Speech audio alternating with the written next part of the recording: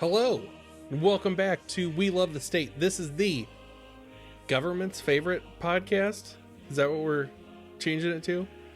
The state's favorite podcast? State's favorite podcast? We're the favorite. That's all that really matters, right? That is true. We're the favorite.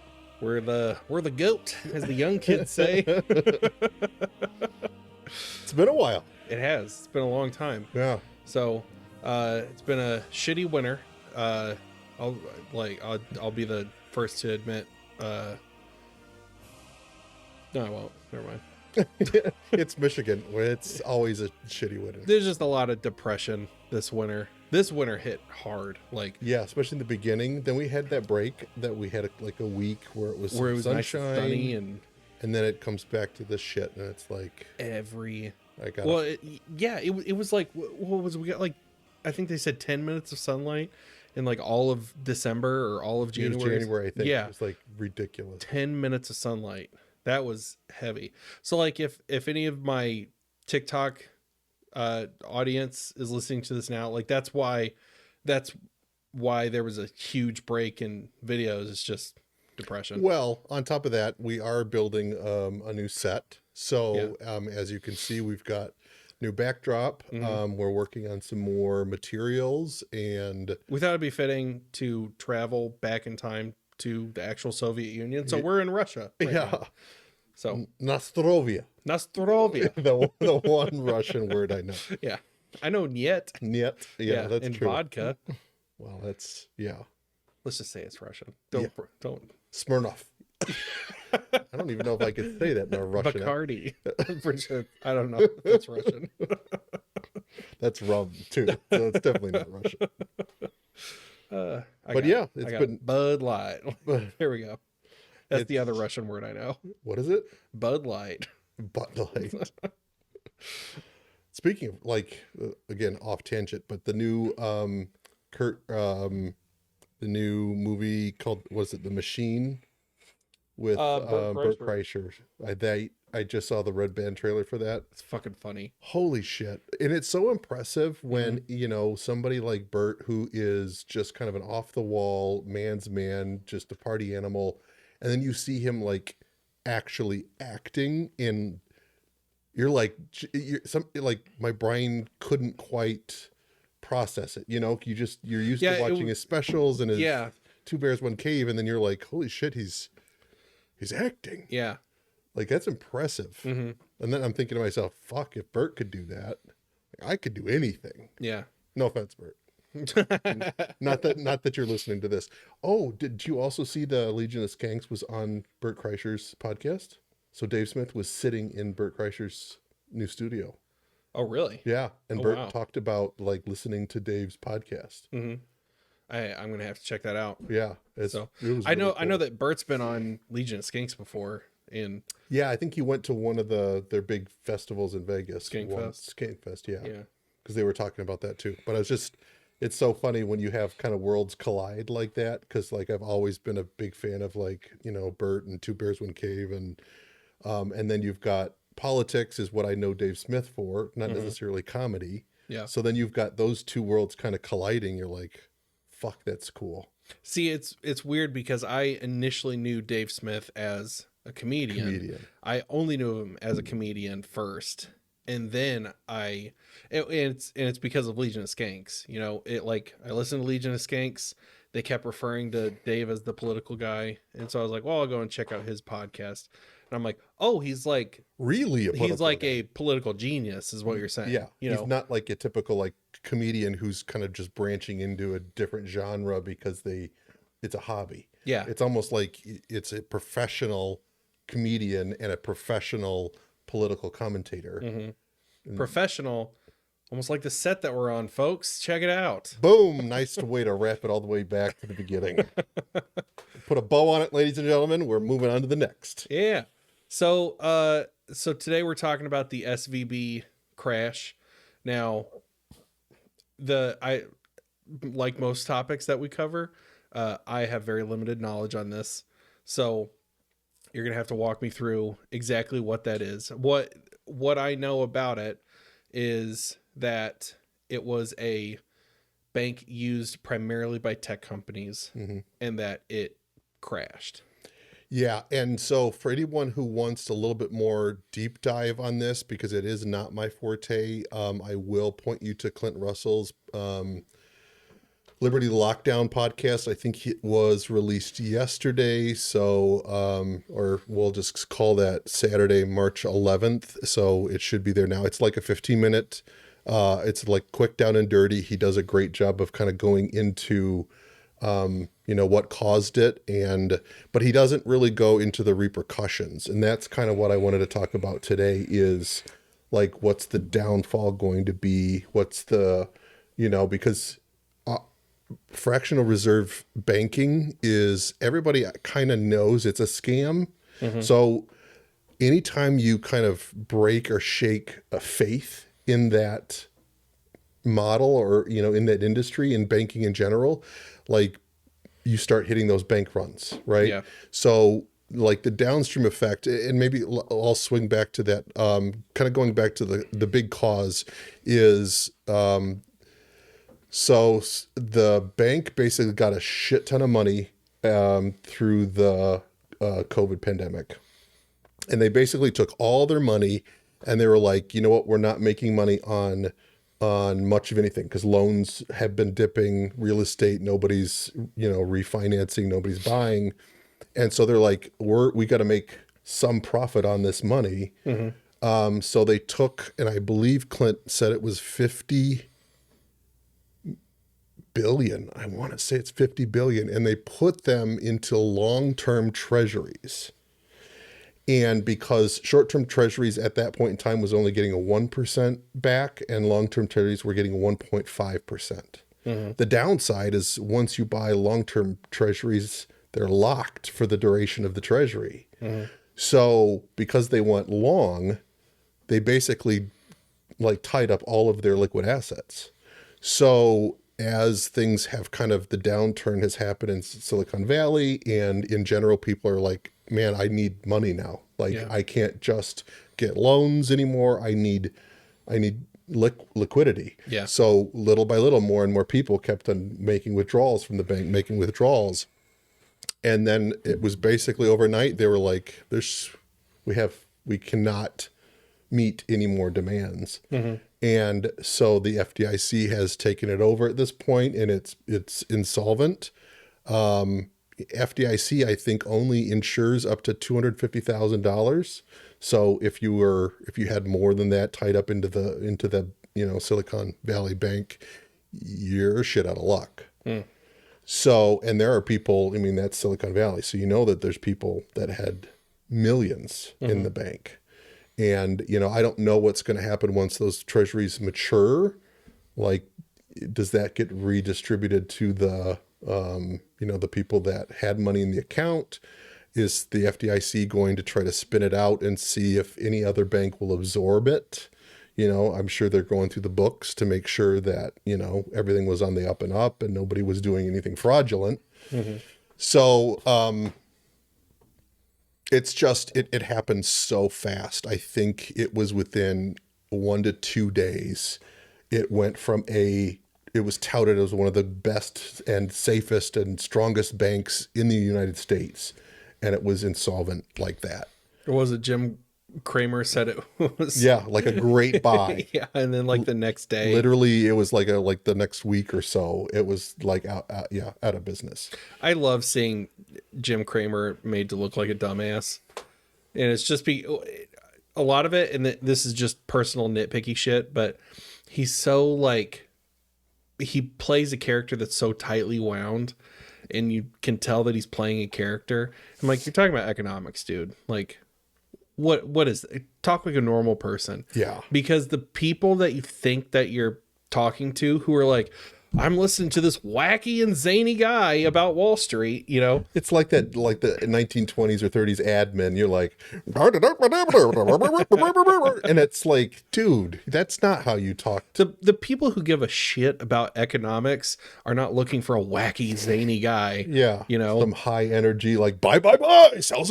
Yeah. It's like, that's a used car dealership. Like, yeah, for real. It's like a shitty used cars commercial. Yeah. Come on down. Yeah. So it's fun to have people like that eat crow, but like this could be, I mean, I think everybody knew and everybody, has forecasted 2023, there's going to be a recession. I think it's common knowledge at this point. So you have that as the backdrop. It's kind of like that dark cloud over everybody's heads. We know it's coming. We don't know how bad it is. We don't know what's going to start it. We don't know. I mean, I think that's partly why Biden kept pushing back the student loan forgiveness, and he keeps on trying to push for, that. And I think that's at the Supreme Court right now. But the fear is all of a sudden, if people started having to pay their student loans, that would be the pin that pops the bubble, because people would just stop paying on their student loans when that came due, and you'd have a massive, run at that point in time. So I think everybody knows, like, it's kind of a feeling of dread, but nobody knows, like, how bad is this going to be? Yeah. And I think this week is going to be very telling, because there's a lot of secondary and tertiary and like all the way down the line of businesses that were invested in this bank, worldwide businesses. Yeah. And what's that going to do to them? It's kind of like, it only takes one more to go belly up, and then somebody else goes belly up. And in the meantime, everybody is running out of the stock market. They're running out of pretty much, I mean, typically what happens is you see a lot of push to go into safe havens. Yeah. So they'll go to the treasuries and bonds. But those yields are like 1%, I think the best is around like 4%. And we still have inflation, that's north of 6%. So you're still losing money even at 4%. Yeah. And I think the thought is that with this recession, it will bring down inflation, because people won't be spending money because they'll be scared or they're just not able to. But the problem is, if they, the expectation is the monetary policy is going to flip, and they're going to go back down to 0% interest and quantitative easing. And if we still have 6% inflation and they turn on the, money printing again, like, that inflation is going to go right back up. Right. And then all these people who are in safe havens, like bonds and treasuries, and they're only getting 4%, and now all of a sudden inflation's at 10%. Now they're losing money hand over fist. So it's kind of like, it's so hard not to go into the doomsday apocalypse, the world's ending. Right. But this time is so different than all of our other recessions, because the other recessions, the default was 0% interest and turn on the money machine.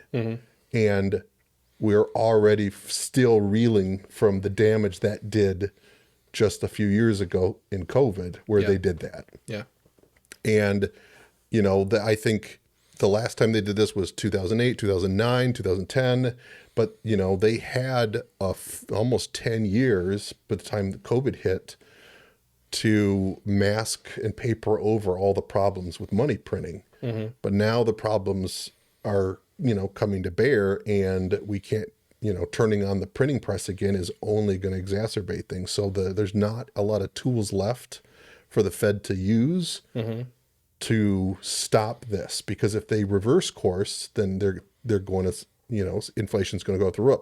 If they don't reverse course and they keep this way, keep raising interest rates, you're going to see a massive, because everything is so, in the US, everything is so tied to debt. Like, companies are in massive debt because it was free debt, right? It was 0% interest. So why not load up on debt? But we're so over leveraged that, if the Fed tries to, because they're going to try to save the rich first. And that's going to be, they're going to try to save the stock markets, the retirement funds. And then what's going to happen is that's going to cause inflation to skyrocket, and that's going to screw all of the middle class and under than that. I'm very, bullish on precious metals, obviously, as far as longevity and holding on to them. Like there's potential for like oil and stuff like that, but just be prepared. They could start limiting withdrawals. Actually, I think one of my coworkers said he was at the bank on Friday and his bank was limiting withdrawals. Really? So I would expect that to be like pretty commonplace this week. But so much is going to rest on what is the Fed going to do? Is the FDIC going to step in and say, I know, typically it's 250,000 is, your money's insured in, but for this bank, we're going to guarantee everyone's funds. Mm-hmm. And so that may prop up the market or confidence in the market. And that's again, fractional reserve banks, like they barely, I think it's less than 10% that they actually have to hold on to of your money. The rest they lend it out. Mm-hmm. And so the system is it's absolutely corrupt. Any business that ran their books like our banking system does mm-hmm. would be in jail. And it's counterfeiting, and it's like evil counterfeiting, because it's like counterfeiting plus when you log into your bank account, it says how much money's in your account. It's not there. Mm-hmm. And people don't get that. They're like, well, I just looked at my account. It says that there's, $1 in it. You saw a number on the screen. Right. You saw a bunch of ones and zeros. That's all you saw. There's nothing physically there. Right. So it's the dominoes, I think, are going to start falling. And, I don't know where the end is. Because we've always been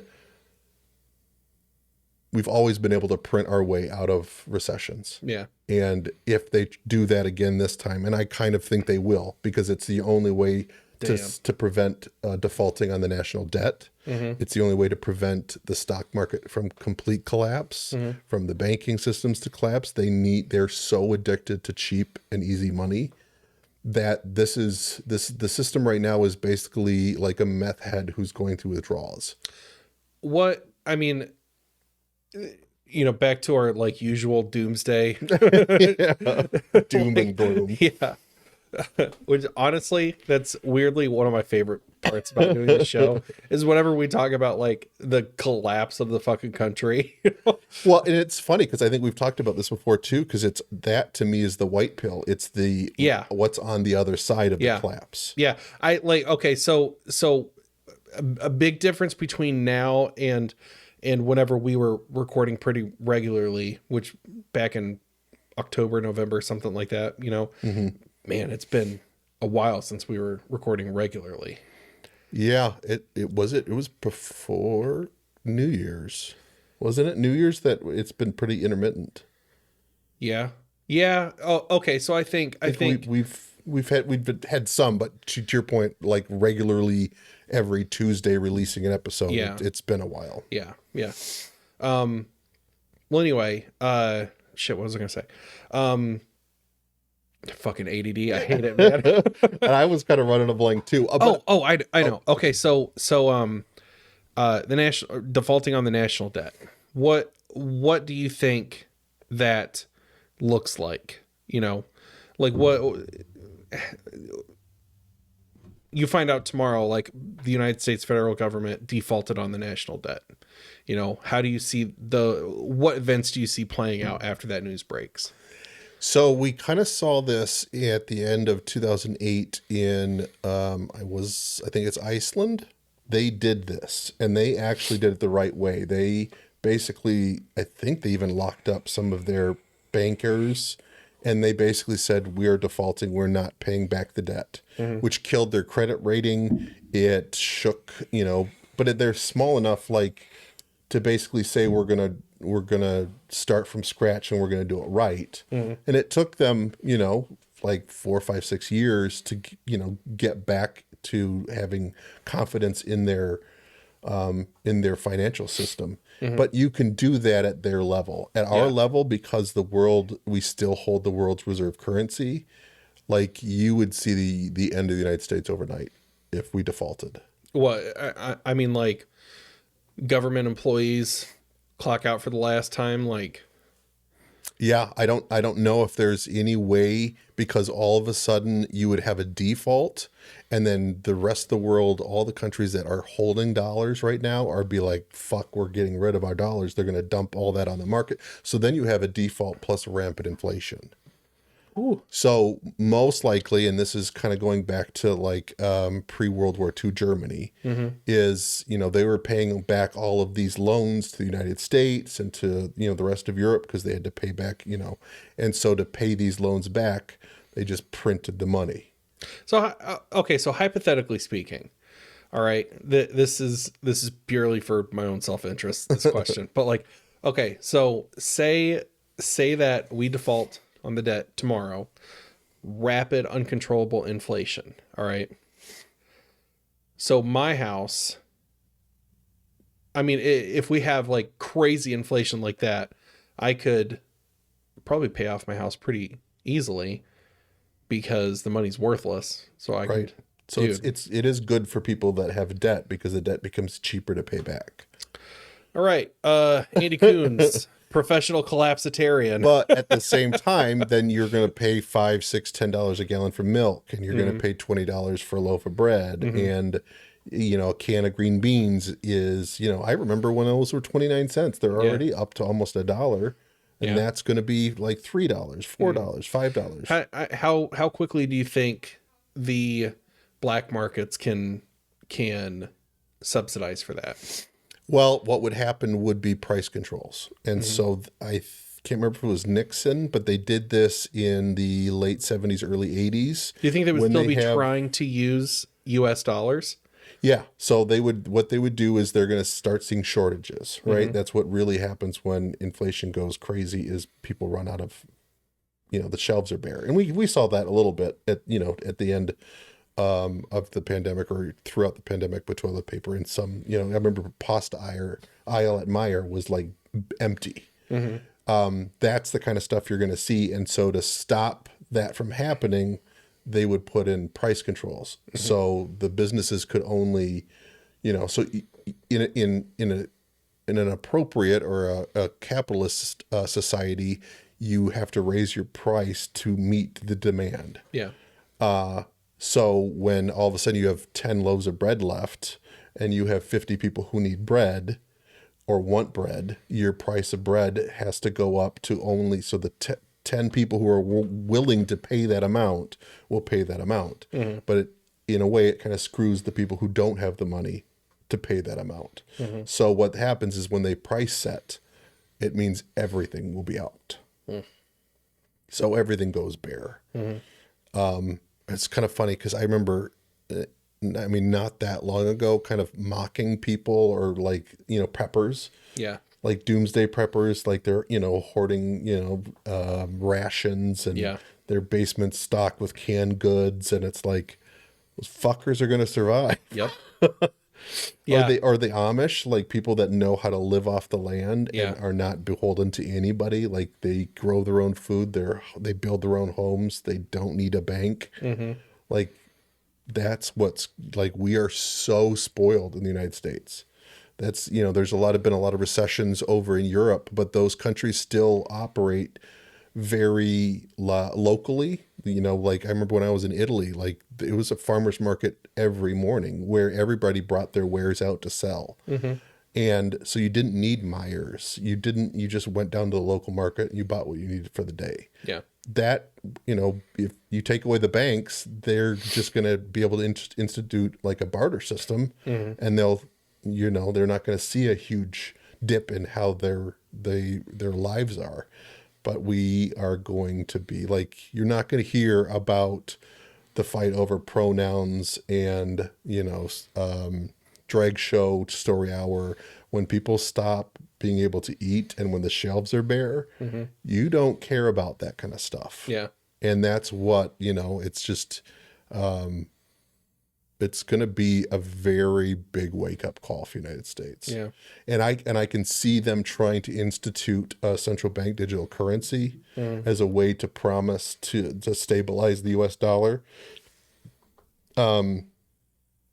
And that could be like back it with CBDCs. No, so your bank, they would, I don't know if they would nationalize the banks, but you would basically have an account at the Federal Reserve, and your paycheck would go into that account, and you would buy everything through a digital wallet on your phone, on your smartphone. But in that way, they could say, well, we're going to give out these stimulus checks. But, last time you all just ran out and bought Bitcoin. Yeah. So we're not going to let you do that. You can only use this money for food. Yeah.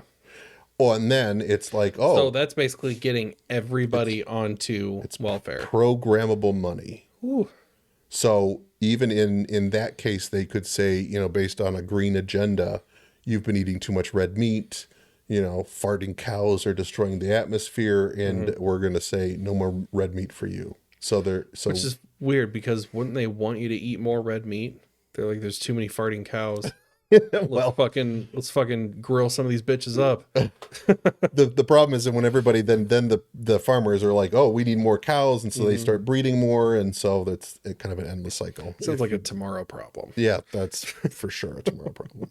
Farting cows. Let's worry about nuclear war. But yeah, it's gonna be it's just, and I think we've touched on this as well.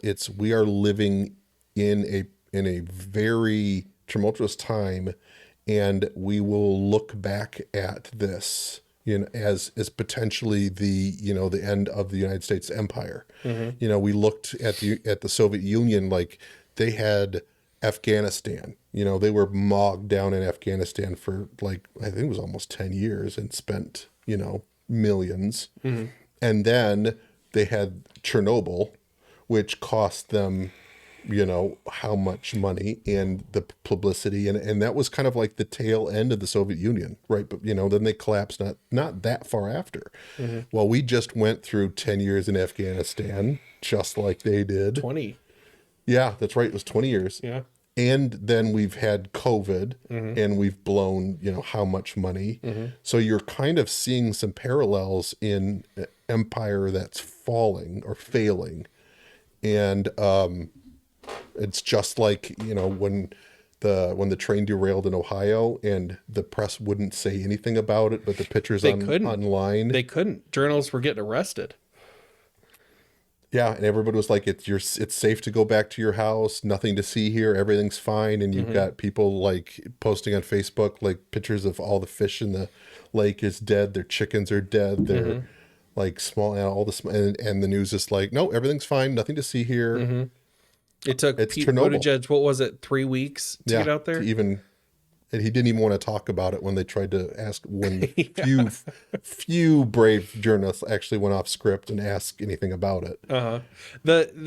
This has been one of the most telling times for, I don't know exactly what you'd identify it as, is just the culture that we live in now, or the political climate that we live in now. Because like, I know I've said this before on the podcast, but we are so balls deep in a 1984 type society. It's not as violent. People aren't being disappeared for saying the wrong things right now. We're not, unless you're in touch to the Clinton Foundation, then people do disappear. All those people killed themselves. A lot of those people were very so depressed that they shot themselves twice in the head. Yeah, with a shotgun. Yeah. Oh my goodness. A shotgun to the back of the head. Yeah. That clear suicide. Doable. Yeah. That guy was also a contortionist. Yeah. Fun fact. Anyway, but shit. Well, it's definitely going to be, like I said, like, our kids are going to look back at this being a crucial moment in history when the world changes. Yeah. Because I think, central bank digital currency is, unfortunately, I just see it as inevitable. Yeah. That could be the domino effect, though, that pushes a state like Texas or Florida over the edge. And if they're being told, no, you have to use this currency, and you've got a strong enough person like DeSantis that says, no, I'm not, this is clearly a scam. It's invasion of financial privacy. It's programmable, which means that, you know, the people don't actually own the money. So in that world, you don't even own the fruits of your labor. So then, do you think this could also be the linchpin that really drives the national divorce argument? Because that's something that has been like in the news a lot lately. Well, and I think even for years, it's just kind of been just under the surface. Like there's people that's talked about it. There was a convention of states movement to try to. Well, I mean, like there is a number of people who know of the idea of national divorce now, Right, that did not know about it like a month ago. Yeah. You know, you got Malice on Joe Rogan talking about it. you have Marjorie Taylor Greene. Greene I think tweeting Marjorie about Taylor Greene did the most amount of, I think she was the loudest megaphone for it when she started talking about it. And people are like, what? That's fucking crazy. Well, and who was that female comic that did it? I want to say it was under Trump, and she had talked a national divorce about being able to have California leave the United States. And like, I could picture her face. She's got kind of a really nasally voice. She was or dated Kimmel for a while. did she have like really frizzy hair? Black. Oh, no. Hair. Yeah, I know what you're talking about. Yeah, but it was Sarah Silverman. yeah, there we go. So I remember that being like a holy shit, like even the Democrats are talking, you know, divorce at this point. I think it depends on who says it, because when Sarah Silverman said it, a lot of people on the right were like, what? You can't do that. But then Marjorie Taylor Greene came out and was like, yeah, we need a national divorce. And people on the left were like, absolutely not. Yeah, that's racist and sexist. That's racist and sexist. Yeah. And this is the thing that just irks me to no end. It gets under my skin immediately, is when people talk about national divorce and they're like, but China's going to invade. You know, that's the Republican talking line. Yeah.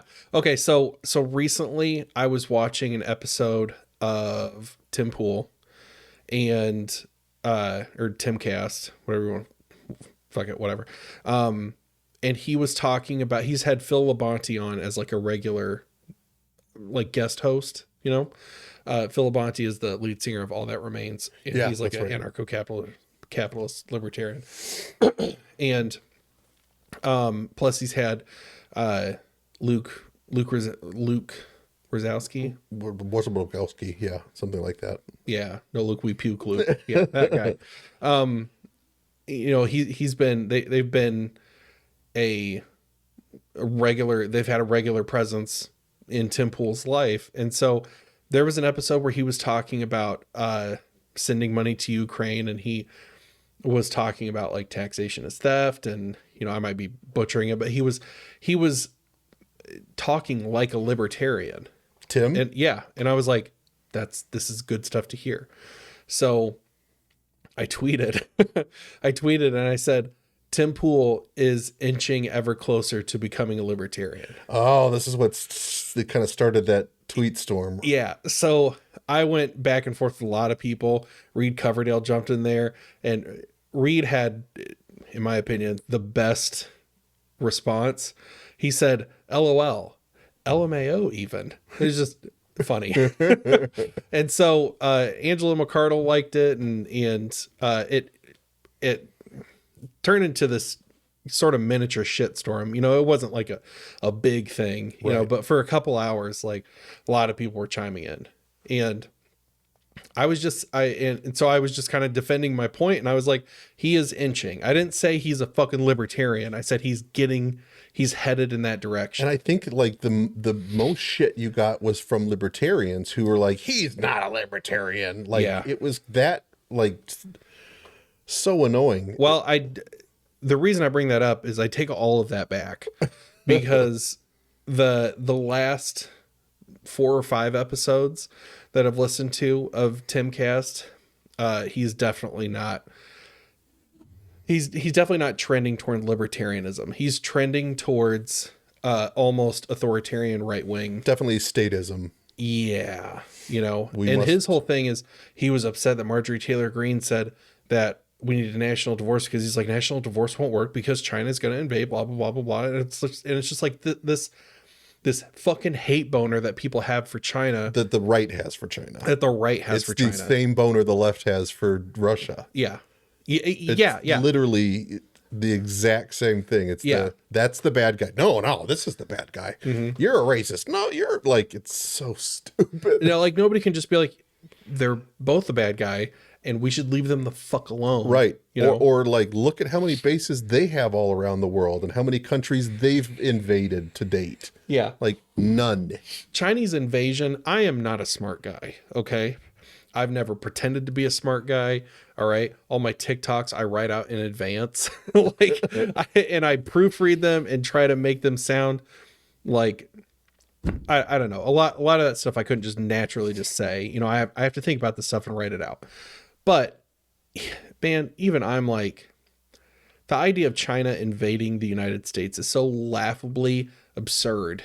You know, we're probably number one export customer.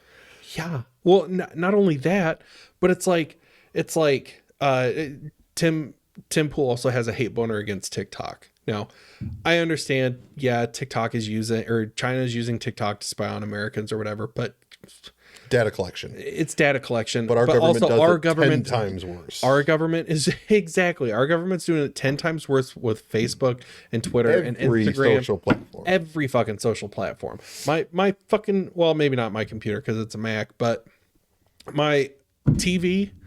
Like, you think my government right now is not listening to whatever my wife and kids are saying in the living room right now? Yeah. Of course it is. It's probably just on record. Like, you probably don't actually have somebody physically listen, but they're capturing, like, that's what the thing is. It's like mass capture of data, and then they can go back in when they get a warrant from the Pfizer court to go listen to what was, said. Yeah. But it's like, it's collecting massive amount of data, and China's got an app that they are collecting data off of. Oh, whoa. Yeah. And a hot air balloon. Man. I want to say, scared. I think it was you that you either retweeted or you put it on the Wheel of the State Facebook page, but it was a meme, and it was like, I can't remember what it was, but it had like, it showed like China's war crimes and Russia's war crimes, and they're represented by these two like regular sized people, and then there's like America's war crimes, and it's this big fucking guy and saying like, oh, you guys committed war crimes, and it was hypocrisy. It was something along those lines. But it's the exact same thing with this data collection stuff. It's like, right now there's probably nowhere you can go other than being Amish to get away from our own government spying on you, And so I'm like, I look at that and I'm like, okay, well, what's China going to do with my shit that America is not already doing? And how is that actually going to affect me? And so China's probably just looking for trends, looking for anybody dropping information on, something that's secret or technology that they want to steal. But, they're not trying to shut off my money. They're not trying to, dictate what I can do on my own property. They're not coming after my guns. Like, that's our government doing all of that. Yeah. But yeah, Tim Pool's hate boner for China has been, it's more like a rage boner. Like, him and who's the autistic one with the long hair? Ian Cross. Ian, yeah. Ian's wild. Like, but he does the same stuff with China. Like, I mean, at least he will actually ask questions when there's libertarians on, and he's like, well, what do we do about China? Like, but that's usually his like default. And I'm like, you kind of maybe like, all right, dude, like, what did China do to you? Like, show me on this doll where China touched you. Like, where is this fear coming from? Like, are you just on like conspiracy theory, like .net China / show me on the doll where China touched you? Like, there's nothing that's shown that they're going to have any desire to invade any other country. That needs to be a t-shirt, by the way. Dear Republicans, show me on this t-shirt where did China touch we could do one for Democrats and one for Republicans. Yeah, Russia. Show me on this doll where Russia touched you. Yeah. Guys, you just witnessed the birth of a We Love the State official t-shirt. Yeah. Great ideas happen in this garage. What do you mean in this here On this Soviet Union set? In this little Soviet hangar that we're in? Yeah. Pripyat. We're adding to the lore of We Love the State. Where are we now? So yeah, kind of bringing it back. I mean, this week is going to be crazy. So protect your wealth if you possibly can. Protect your neck. Yeah. I mean, I think that you're going to see unemployment start really going, off the rails as companies are just, expecting worst case scenario and they're trimming everything. So come up to Michigan. We're building a bunker.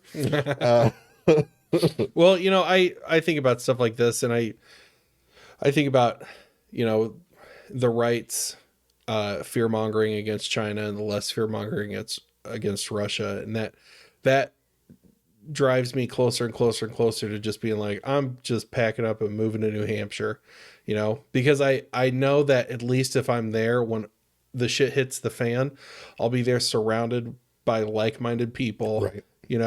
Who will be like, fuck this whole thing. We're just going to do our own thing. You want to trade in Bitcoin? We'll trade in Bitcoin. You have gold? We'll trade in gold. Fuck these people. Right. By the way, we're all fucking armed, Yeah. I mean, there's only a few states like that. What? South Dakota, New Hampshire, Texas, Florida. That's about it. Yeah. Like there's just not a lot of states out there that are going to stand up and say no to tyranny. Yeah. And if whether it's a central digital dollar, central bank digital currency, or if it's, that whole ESG thing, DeSantis was not going to be in my state. Yeah. That's huge. And that's the kind of stuff that I think is going to really prompt the national divorce discussion. Do you think from an anti-war perspective, Texas or Florida seceding and doing their own thing, I mean, they would be too small of an economy to really to seriously consider being a war state, Right. And so I think that Texas definitely has a National Guard that they could use and deploy as necessary for defense, but they have no ability to start managing bases around the world. I mean, exactly. That breakup of the United States would be the end of our occupation of the world. There's no way we could afford it. Yeah, man. I mean that that's the biggest thing that people need to consider. Especially if you're like a libertarian who's not for national divorce. I mean, first of all, you need to if you're against the idea of national divorce, you have to understand that there is a political faction in this country that fucking hates you. That there really is. You need to recognize that. You need to know that there is a whole ass half of the country. That's speaking too broad, but there is a political ideology out there, I'll say, that at its roots is based on your destruction. And whether that's, I won't say death, but I'll say its ultimate goal is for you to be silenced. And that's not specific to the right. It's not specific to the left. There's a lot of anti-trans stuff. And first of all, anybody who knows me knows that I don't care for the trans community in the sense of oh man, I care for them as individual people. But I'm not out there being you should be fucking trans or whatever. I don't know how to say this, but you're not a trans evangelist. Yeah, a transalist. A transalist. Whatever. But anyway, but there's a lot of sort of mindless trans hate that I see out there. I have no idea how to say this without sounding like a woke asshole, but whenever I go on the internet, and I know the internet's not real life, but whenever I go out there, I see a lot of people talking about how like, oh, look at this trans person is disgusting, you know, and which is fine, but at the same time, I'm like, that's also like a severely mentally ill person, you know, and so like depending on the severity, yeah. Well, it's like there was a very short window, and I remember this window being whenever Ben Shapiro had Blair White on his show, and she was talking to him, and she was kind of explaining, you know, how it's possible to be a right winger and be trans and stuff like that. And she's kind of explaining her experience and how it feels like for her and all that stuff. And he's like, you know, I still don't buy it. I still think you're a man. She's like, well, I am a man. Right. You know? She's not pushing like, you have to call me a woman. Yeah. She acknowledges that biologically she is a man. Yeah. But at the end of the day, she is awkwardly so hot, which is just like, it does kind of, I think it throws a curveball to your penis. It really does. It's like, I don't know what I should be feeling right now, but I'm going to go hide. So, anyway, that was a very, very brief window where the right seemed to look at trans people as people who were mentally ill, who needed help, you know? And I feel that way for the vast majority of the trans community. I think 90% of trans people out there are depressed and are not actually trans. But people like Blair White, I think, are trans. And I don't mean to say that as in like she's actually a woman. I mean that she's somebody who has gender dysphoria, and the best treatment for her was to transition. But she accepts the fact that she has gender dysphoria. Yeah. It's kind of like the crazy people will, don't think they're crazy. If you think you're crazy, you're probably not crazy. So it's kind of like you accept, what you're going through, whether it's mental or whatever it is, then that shows that you're sane. It's right. The people who reject the possible or plausible cause, and they make up a fake narrative, and they demand everybody agree to that narrative. Well, okay, so here's I finally figured out exactly how I wanted to say the point that I've been trying to make. I've been seeing a lot of people on the right conflate the word trans and conflate the word drag queen with the word pedophile, to where it's like, because if you're one, you have to be the other. If you're one, you have to be the other. Because all they're seeing is videos on Twitter of weird, creepy trans pedophiles who are using the guise of being trans to target children, or pedophiles who are using the guise of being a drag queen and going to these family-friendly drag shows so they can twerk in front of a 4-year-old. Well, and that's, I think, when people see that, they think this guy has to be a predator. Because why else would you, as a trans person, well, I mean, why would you go to? I'll be the first to say, if you're twerking in front of a child, you are a predator. Like, you are a pedophile. But that is a very, very, very, very, very, very microscopically tiny fraction of drag queens. Trans and drag queens. Exactly. Like the teacher, I think he was in Ohio. You don't think it's just like it's a attention seeking behavior? I think that's part of it also. I think the root cause of a lot of this stuff, not with the drag queens, but with the trans community. I think the root problem behind a vast majority of these people is they are depressed, and something mental, whether it's a mental illness or, I mean, like for me, I see, okay. So I used to think I was bisexual. Okay. And I'll explain the whole thing. When I was sick, I'm going to try to keep this as family friendly as possible. Okay. When I was 6 years old, I was brutally molested. Okay. It was a joke. You can, I'm staring at you going, whoa, okay. When you said this is going to be personal. Okay. It wasn't brutal, but when I was 6, I was molested, and it's okay. Like, I can laugh about this now. like I went to therapy for years, and like I've been able to process that and move past it, and I make jokes about it all the time, because that's how I Cope. That's how I cope with that, is I have to make fun of it because that makes it small.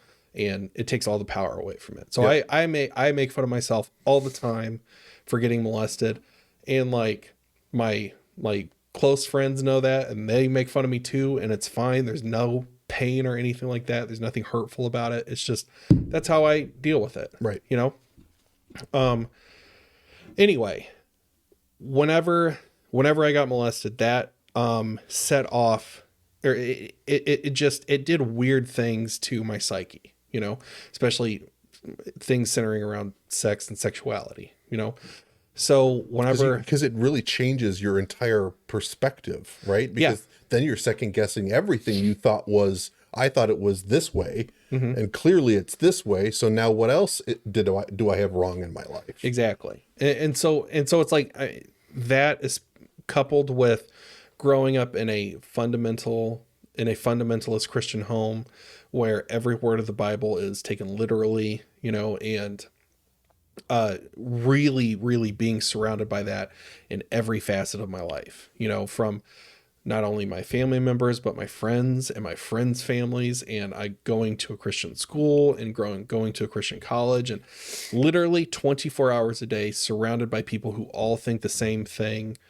And like the fear of judgment the fear of going to hell, you know, because, you know, I've got this guilt about this thing that happened to me when I was really young.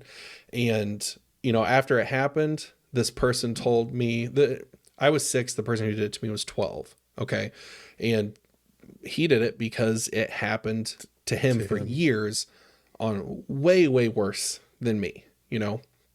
And so he's almost just emulating behavior that he had learned. Yeah. And this stuff is really cyclical, you know? Okay. So, so that developed into, clinical depression. Okay. And anxiety and all kinds of mental health issues, you know? And so, I started to go to therapy for my depression, and I knew that part of my depression had to do with sex, you know? And, man, we started talking about banks in this episode. I'm sorry, everybody. So anyway, I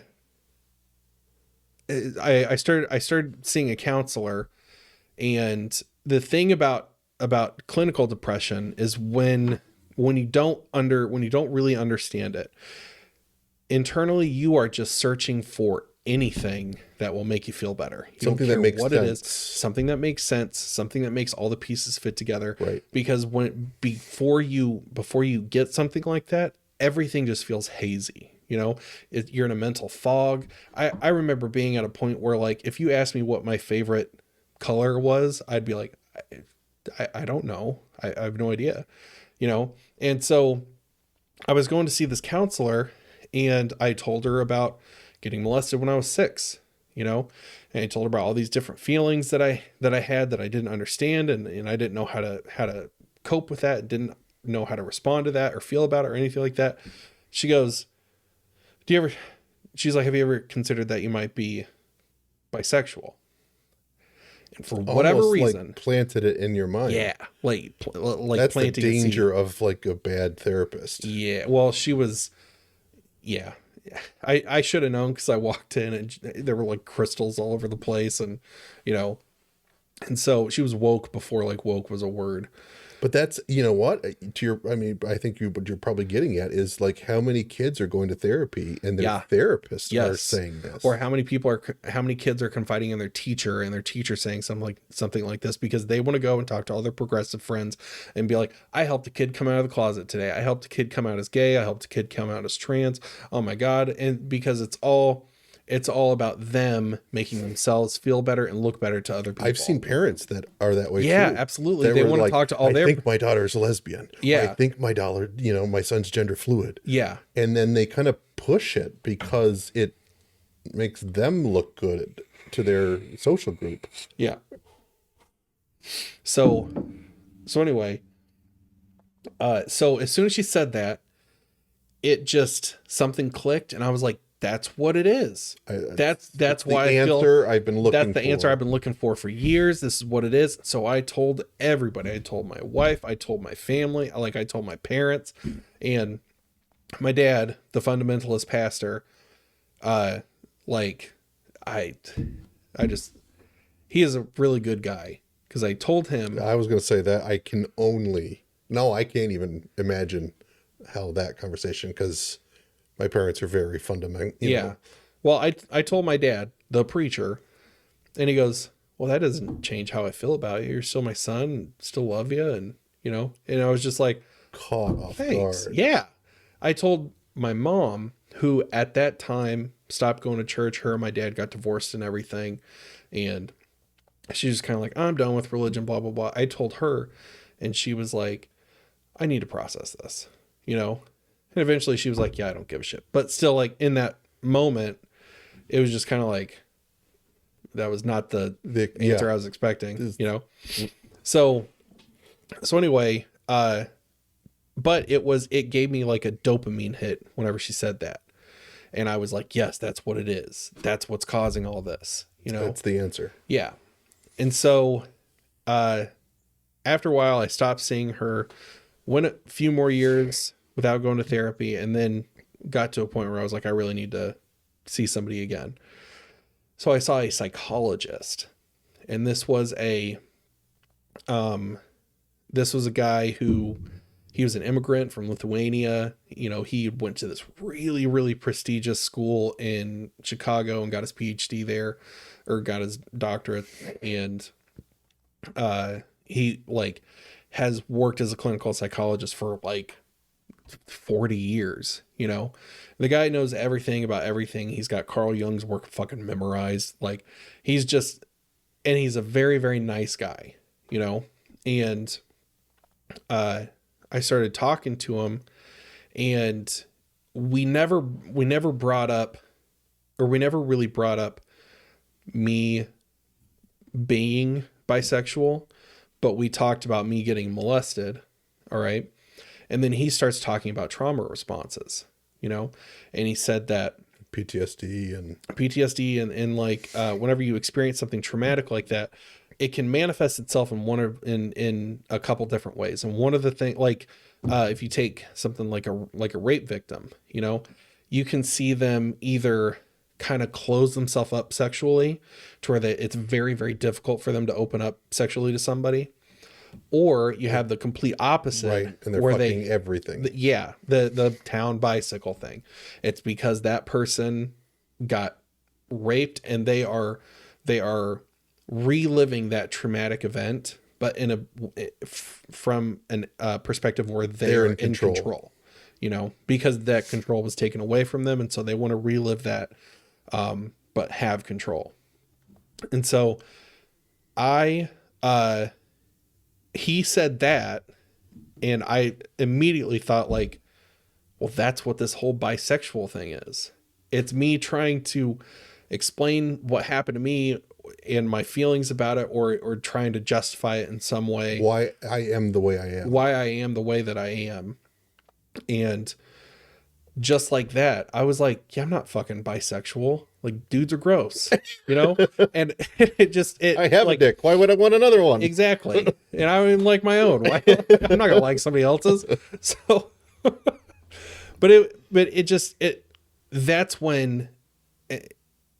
that's when it was way more than just like a dopamine hit. That was sort of like the veil being pulled off your eyes and being like, this is the actual correct answer, is that I was responding to this trauma that happened to me as a kid in this certain way. And I'm doing that because I felt like my control was taken away from me, and I'm wanting to re-experience that, but be in control, you know? And so like, the thing that, to tie this all back to the trans community, I know that was a long aside, but I think a lot of these people are kind of stuck in that depression where they are just starved for any kind of answer for why they feel the way that they do. Right. You know, They're lost. They're lost. And so I think I think the answer here is not to be like, you're trans, you're gross. And it's not necessarily to be like, you know, I'll call you whatever pronoun you want. Yeah. You can still have your principles and stuff like that. Side, yeah. It's not the extreme of either side, but like, I think for the right, especially, like, I think you should try to meet these people in the middle. Realizing they are struggling. They're struggling. It may not look like it. They're also fucking people. Right. You know? And so, and for fuck's sake, man, a lot of you guys a lot of you right wingers are Catholics. So you of all people should understand that if a small minority of people in a certain group have molested children before, it does not mean that every fucking one does it. Right. You know, it does not mean that every fucking drag queen is a fucking pedophile. It doesn't mean that every trans teacher out there or whatever is a pedophile. It does not mean that. Well, and stop grouping people like that, because that's what the left does. So you're just sounding like the people you hate. Yeah. Yeah. And that, like, that's what's so frustrating about this is like, I do not care about the trans agenda or gay agenda or anything like that. I don't care, you know, I don't, I don't give a shit about that. But it's like, for fuck's sake, man, like, being trans was not a problem like 20 years ago. Nobody cared, you know? And so, like, part of it because it was viewed as a mental illness. Well, partially gender dysphoria. Partially, but like people had been living as trans people for a long time and just nobody gave a shit. They're just like, okay, well, that person's weird, but whatever. You know? The guy, the lady person, what I don't fucking know. But whoever scored the music for the movie The Shining was a trans person. And it's a beautiful score. I mean, beautiful for a Kubrick horror film. Yeah. But like, she's a wonderful artist, but she was a trans dude. Nobody gave a fuck, you know? It's not until the left picked them as their new chief victim, and the right responded like right wingers do by saying, oh, the fucking pedophiles, you know, like, and completely overreact, you know? And so like the right could have such a better community, like they could have such a better presence in like black communities if they didn't do that exact same thing with black people. Because whenever the left shows blacks as their main victims, or as their chief victim of oppression. The right's response was go like, well, get a job, you fucking lazy bum. You know, like that was their response, instead of being like, there is a problem here. And the left is like, they fell exactly into the trap that the left wanted them to be into. Because now we're going to hear all kinds of stories about this trans person was reading stories to kids at a library and somebody came in and beat the fuck out of them with a baseball bat and stuff like that. And it does nothing but ruin your cause, right wingers, you know? And when seriously, a lot of these people are just depressed and they're looking for an answer. And somebody said, well, maybe you're trans because you have certain feelings about your gender. But everybody has feelings about their gender right now, because that's all we fucking hear about. Grow up. Well, from sun up to sundown now, especially, true, everyone's talking about gender and pronouns and stuff like that. And so, of course, if you walk up to any random person and be like, how do you feel about gender? They're going to have an answer, because it's on everybody's mind, because everybody's fucking talking about it. And so when you have somebody who's super fucking depressed and they're just looking for for an answer to why they feel depressed, and somebody walks up to them and says, have you ever thought that maybe you're trans? They're going to say, that's what it is. I'm supposed to be trans, you know? And as soon as you cross that line, then there is a army of fucking people ready to be like, you're so fucking brave for having a mustache and wearing a dress. And then you get that dopamine hit. You get that dopamine hit over and over and over and over again. And it becomes addictive. And that's why people rabidly defend like transitioning kids. Well, it becomes, I think it becomes addictive for a long time, and or a short time, but then to some people there's the realization that this didn't solve my problem. I'm still miserable. Look at what the suicide rate amongst trans people is. That's exactly to the point, is the fact that I did all of this to myself, my body, the drugs I was taking, the lifestyle I was leading, and because guess what happened to me? Guess what happened to me after I came out as bi? I was still fucking depressed, and eventually I would have killed myself if I did not seek legitimate actual help. And so, like, for anybody who's feeling depressed out there, like, if there's a counselor that you really click with or something like that, like, that's fine and everything, but like, especially people who have gone to therapy to a counselor and wrote it off because you didn't feel any different, like, go see a psychologist. Like that, like, that's when I started to really like make changes in my life, like positive changes, like cognitive behavioral therapy and stuff like that, where you're talking to somebody who understands as well as you possibly can how the human mind works, you know, and how human psychology works. You're talking to somebody who has studied this stuff for years and went to medical school and did clinicals and you know, especially those who've been in practice for a long time, because they've seen a lot. Like, as much as we think that we are completely unique, it's just amazing how many times that, you know, you hear a story and you're like, oh, I do that too. Like, I would have never guessed somebody else did that, or somebody else had those feelings or those thoughts. And so if you have somebody who's been around, especially specializes in that kind of stuff, yeah, they can open whole new doors. Yeah. Yep. It's kind of like, when is the March to Defend Our Lives? March 23rd. March 23rd. So we are going to have a counter protest in Lansing. There are, I believe, almost 12 different bills trying to take away gun rights in the state of Michigan. And there is going to be a protest. They're basically, I don't know if I'd call it a protest, but they're basically calling for more regulations. And we're going to be obviously peacefully counter protesting that protest. And the reason why I bring it up is, I mean, maybe you guys are going to be peaceful. I'm going to go beat up the first trans kid I find. Listen to We Love the State, and then you'll understand why I'm so angry. Is mental, like, the left just bypasses mental health. Like, the shootings that happen are a mental health problem. They're not a gun problem. Yeah. And just to try to blame the inanimate object to that's what caused the death or the destruction. It would be such a great chance to actually address mental health. Yeah. And they just don't do it. The same thing with trans. It would be a great opportunity to address mental health. Yeah. But they just won't do it. Yeah. And I don't know if it's hard.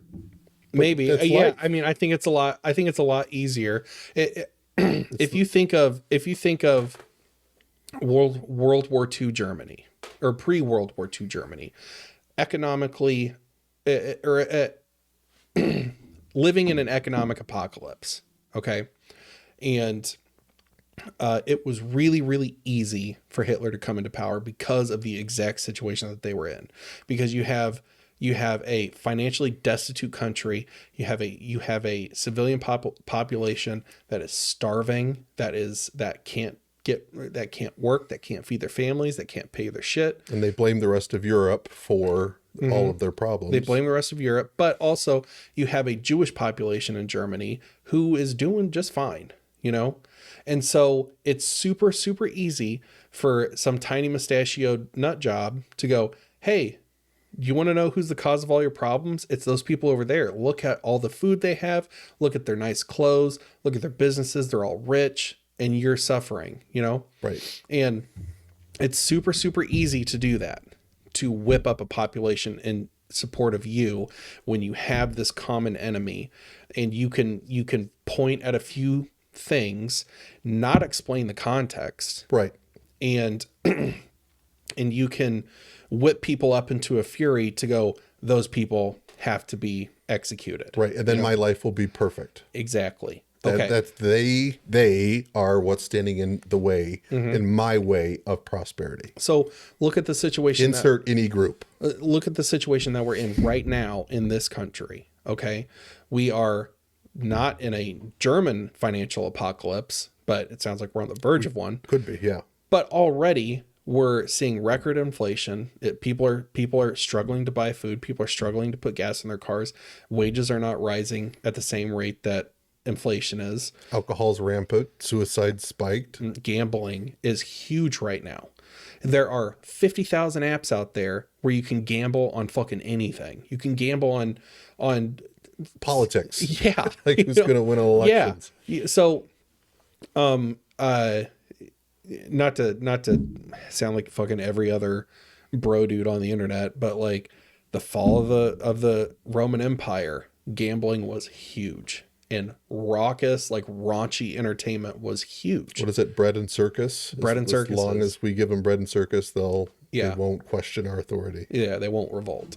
So right now you have a group of people that Hollywood are putting on such a high pedestal, and a majority of these people are mentally ill. Okay. And the right, man, it's going to be super fucking easy for somebody to come along and say, look at all these trannies and look at all the attention that they're getting while you're suffering. You know, look at Dylan Mulvaney. He was brought to a red carpet event at the Oscars or the Grammys or whatever the White fuck it was. House. Look at that bald Matt Damon looking weirdo who kept stealing chicks their clothes. Look at that. That guy not see mental illness written all over his face. Was in charge of nuclear energy waste. or nuclear waste in the country.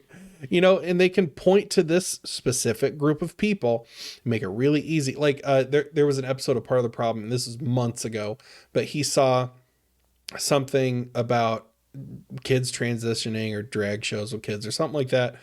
And he said, "It hit me. We are going to have a right-wing dictator in this country," you know, and that is terrifying. That is absolutely terrifying. Well, and like Michael Knowles was when he was on Timcast, and he was talking about wanting to make America great again, and his vision of that is 1950s America. Where women didn't work, where abortions were illegal, where being, gay marriage is illegal. Like he wants to go back in time to this right-wing utopia. Yeah. And it's just a different form of statism. Or totalitarianism. It's I want to impose my viewpoint, my worldview on everyone else. That you saw that with Matt Walsh too on Joe Rogan, whenever he started talking about gay marriage. Yeah, they're icky and I want it illegal. Yeah. That's something like, okay, but I have a soft spot for Christians. Okay. I do, even though I'm an atheist and all that, blah, blah, blah, blah. I do have a soft spot for Christians. I was a Christian growing up. I grew up in a Christian household. All of my friends were Christians. You can empathize. I can empathize, and at the same time, it's like, okay, if you believe that God said that, if a man lays with a man, it's an abomination. Like, okay, that's fine. But you have to look at how that's gone for you since 2010 or 11, whenever it was made legal. Okay. Take your fucking religion out of your politics because it's screwing you over.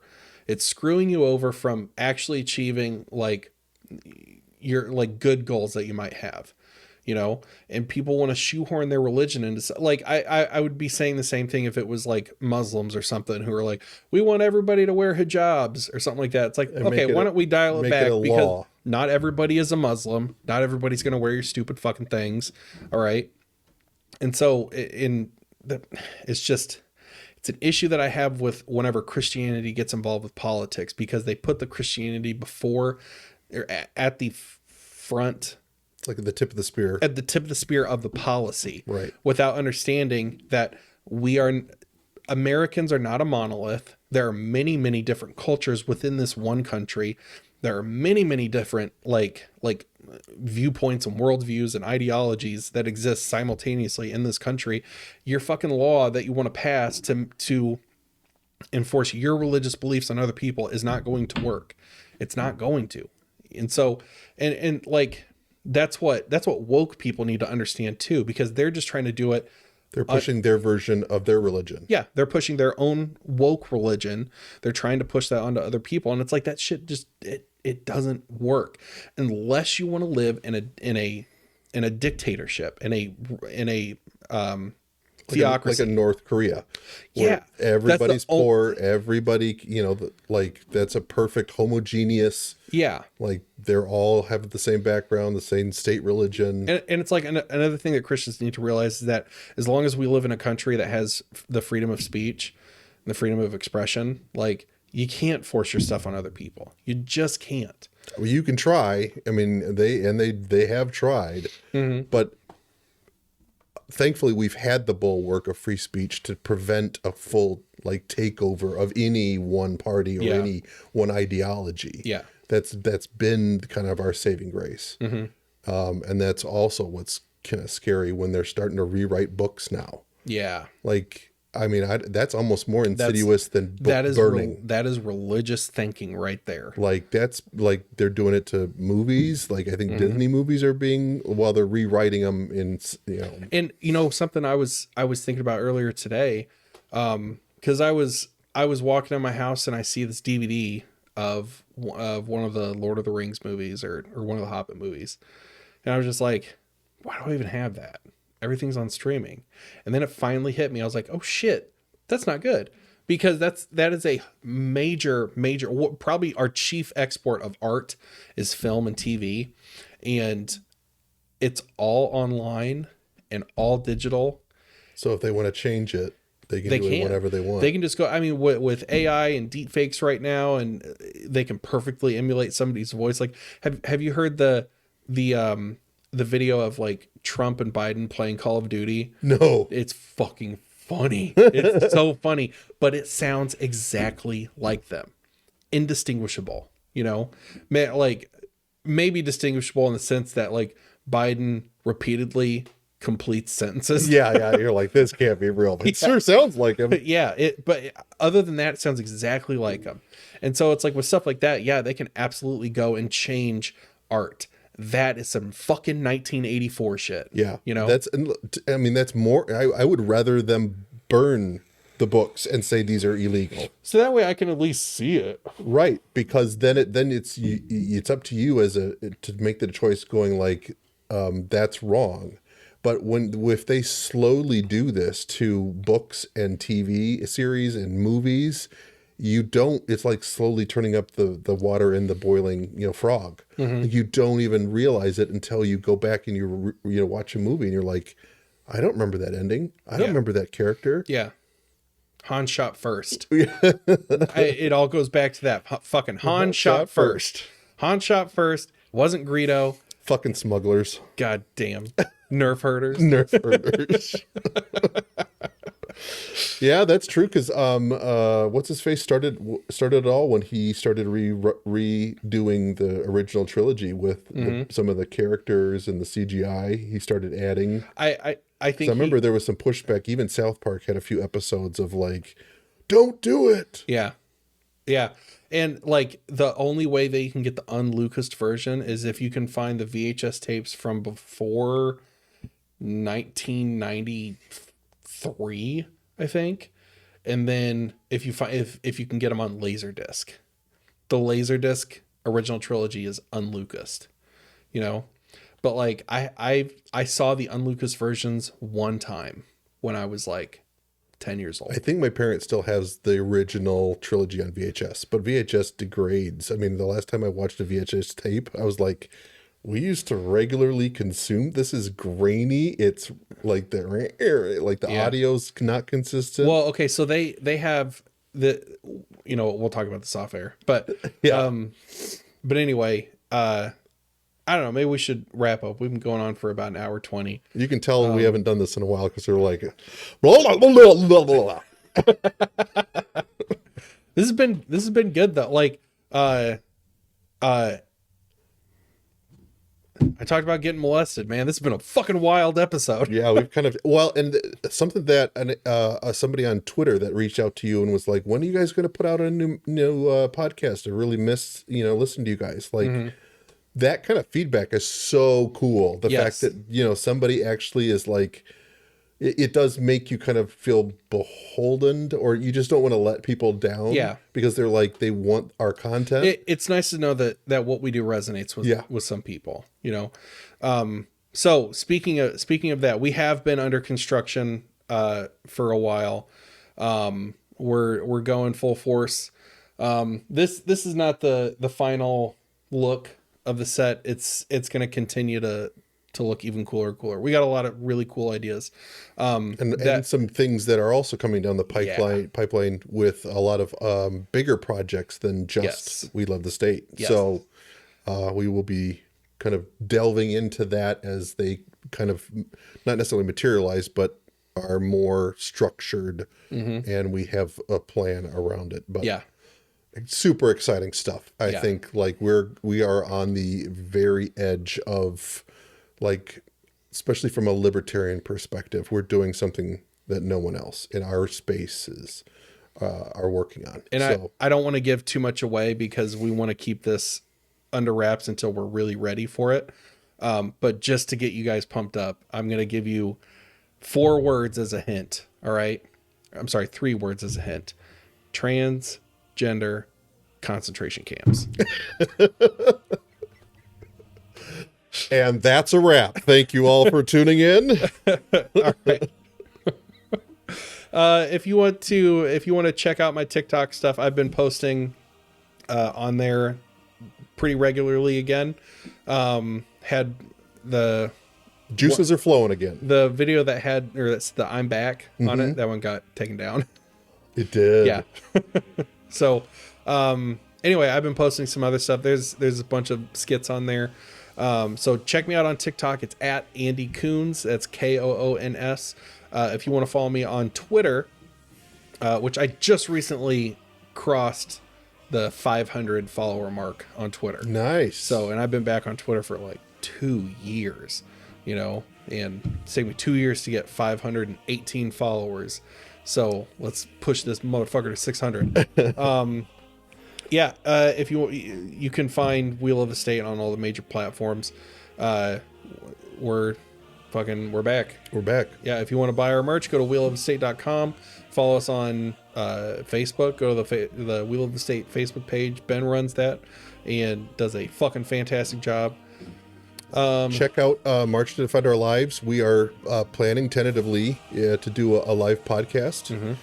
So if you're in the Lansing area, want to come down and meet us, say hi. We'd love to shake some hands and swap some stories, and support a great cause. Yeah.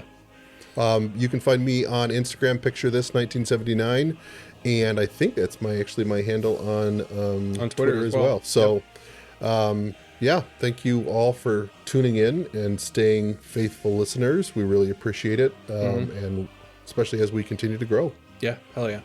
Thanks, guys. Thank you.